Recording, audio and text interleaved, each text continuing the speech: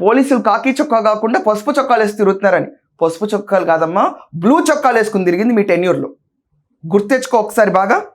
లేకపోతే సీరియస్గా police duty చూస్తే ఎవడన్నా కూడా ఇప్పుడు వాగిన నోటొక్క బూతుల్లో ఎవరిపైనా కంప్లైంట్ ఇస్తే మక్కెలు ఎరగదీసి జైల్లో పెట్టాలి. మక్కెలు ఎరగదీయాలి. ఏం బూతులు రా ఇవన్నీ అని చెప్పి అనరా. పబ్లిక్ న్యూసెన్స్లో ఒక్కడు కంప్లైంట్ ఇచ్చినా కూడా ఛీ, సచ్ అ టెరిఫిక్ న్యూసెన్స్. చిన్నపిల్లలు పేపర్లు చదివితే బాగుపడతారని న్యూస్ పేపర్ రీడింగ్ అంటారు.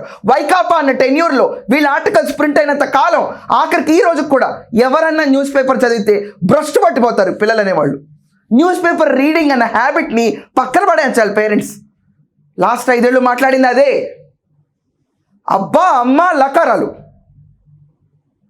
అప్పుడు పోలీసులు ఏం చేశారు? పోలీసుల్ని జత్వాని ఎలా పట్టుకోవడానికి వాడారో బ్లూ చొక్కాలు వేసుకుని గుర్తుంది కదా.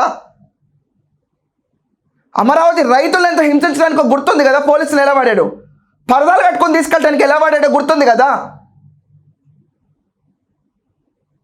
నిజమండి, ఫ్రాంక్లీ స్పీకింగ్, చిన్నపిల్లలకి పేపర్ రీడింగ్ హ్యాబిట్ అనేది నేర్పించాలని చాలా పేరెంట్స్ ఇంట్రెస్టింగ్గా ఉంటారు. కానీ వీళ్ళ టెన్యూర్లో పేపర్లు చదివితే మాత్రం వాళ్ళు నేర్చుకునేది ఈ భాషే. 101 సూత్రాలు ఉన్నాయి చూడండి, దాంట్లో ఏదో ఒకటి నేర్చుకున్నాడు పాడైపోవడం ఖాయం. పబ్లిక్ న్యూసెన్స్ వైసీపీ అన్నది. It's a public nuisance and I stand by it. ఏంటి అంబటి రాంబాబు, జోగి రమేష్ గురించి మీకు వెలవెల్లాడిపోతుంది. ఎందుకమ్మా నువ్వు అంత అల్లాడిపోతున్నావు? జోగి రమేష్ అన్న మాటలేంటమ్మా? ఏం మాట్లాడాడు? అంబటి రాంబాబు పచ్చిగా ఏం బాగెళ్ళాడు మొన్న? తప్పేంటి అరెస్ట్ చేస్తే?